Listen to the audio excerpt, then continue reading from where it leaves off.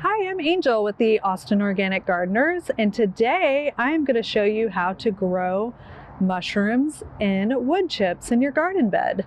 You can grow mushrooms alongside your vegetables and perennials or in the shade of trees, creating another food source and feeding the soil web at the same time. These techniques require no special equipment or electricity and can be done outdoors using organic materials found on most farms like straw, wood chips, logs, and leaves. Late fall or winter into early spring is the best time in Texas to grow mushrooms outdoors. Typically, mushrooms fruit after the rain and require high humidity and temperatures between 55 and 75 degrees Fahrenheit, depending on the species. It's best to try to time it up with the seasons when mushrooms grow in nature with the rain that usually comes in fall or spring. If you're unsure of when certain mushrooms fruit in the wild, you can also use this app called iNaturalist. You just search the mushroom species, the location, and filter by date. So you'll need wood chips, straw, and leaves as your growing substrate to feed the fungi with the nutrients they need to fruit a mushroom. Soft wood chips are preferred, and avoid using conifers or pines like the loathed juniper or cedar tree. So cardboard and hardwood logs are also an optional thing that you can use for your mushroom bed. The most important material you need for growing mushrooms is the spawn, which is the equivalent of seeds. You can purchase bags of spawn from your local mushroom farm or buy it online for around $30. Many times mushroom farms have used sawdust blocks that have grown mushrooms once and then end up getting tossed in the waste stream. Check with your local mushroom farm to see if you can help them reduce their waste and use the spawn in your organic garden. We recommend the following mushroom spawn because they are delicious and do not require a sterile environment to grow outdoors. The wine cap is one of the easiest mushrooms to grow outdoors and sometimes grow as large as a plate. It helps in building soil, retaining water, and helping your plants thrive, creating a symbiotic environment. Wine cap mushrooms are crisp with mild, earthy, and nutty flavor with hints of potatoes and red wine. This mushroom grows best in partial shade but can tolerate some direct sun and grows well in straw and soft wood chips. Oyster mushrooms grow well outdoors and readily outgrow competitors and potential contaminants. This mushroom grows in several bright colors such as blue, pink, and yellow. The taste of oyster mushrooms is very mild. Some describe it as subtly woody or like seafood. Oysters grow in partial shade and prefer straw to denser woody substrates. Bluets are a lavender purple mushroom that can be found naturally fruiting during the fall and winter months in Texas. They need a heavy frost or a freeze to initiate fruiting, so bluets will not fruit in tropical climates below central Texas. Fresh wood bluets are great with eggs and breakfast tacos. They prefer growing in composted leaves, manure, and straw. Find a shady area and keep in mind that one 5-pound bag of spawn can inoculate a 16 square foot area. If you're making a new bed, you can add a hardwood log frame around the bed, and you can even use inoculated logs, which we will show you how to do later.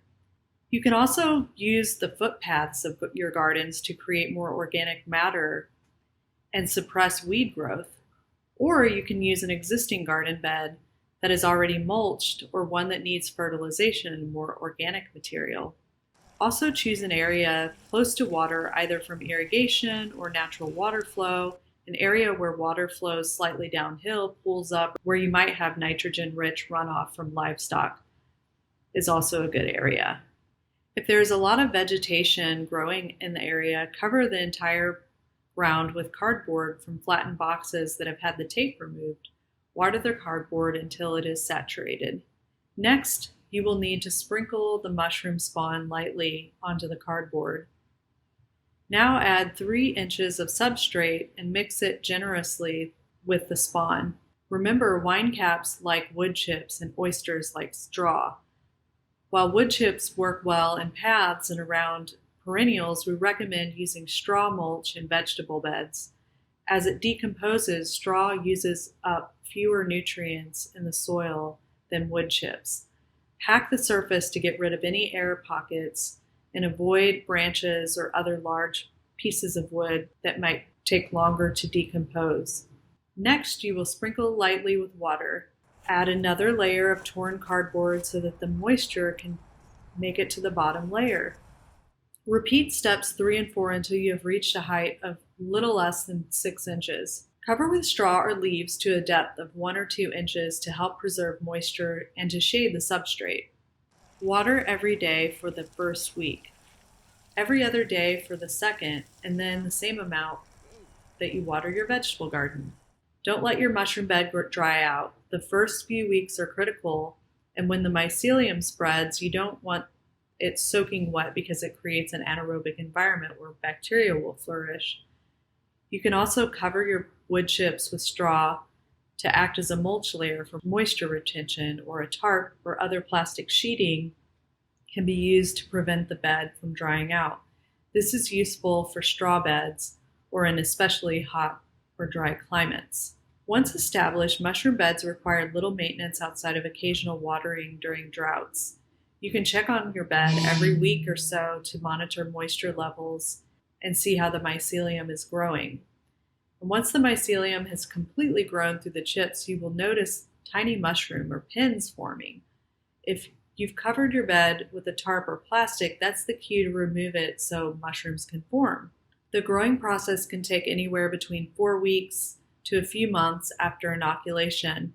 Depending on your climate, substrate, and how heavily you spawned, after mushrooms fruit, they will spread their spores and the cycle will start over again.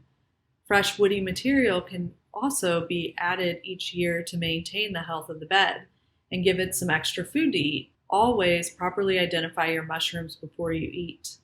You can also take some of the inoculated material from one bed and use it to spawn another bed and pass it along to friends, just like a sourdough starter. Keep spreading the spores.